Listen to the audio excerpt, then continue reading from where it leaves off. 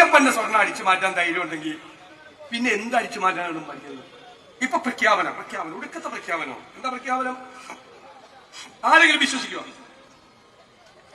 2021 പറഞ്ഞു ഞങ്ങൾ അധികാരത്തിൽ വന്നാൽ 1200 രൂപയുടെ പെൻഷൻ ഞങ്ങൾ 2500 മാറ്റും.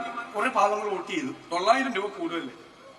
ഇവിടെ 4.25 കൊല്ലക്കാലം ഒരു ചില്ലി കാശ് കൂട്ടിയ ഇപ്പൊ ഈ തെരഞ്ഞെടുപ്പിന് തൊട്ട് മുമ്പ് 400 രൂപ കൂട്ടി. അപ്പൊ ഞാൻ പറഞ്ഞു, മലയാളിയുടെ സാമാന്യ ബുദ്ധിയെ പരീക്ഷിക്കരുന്നു.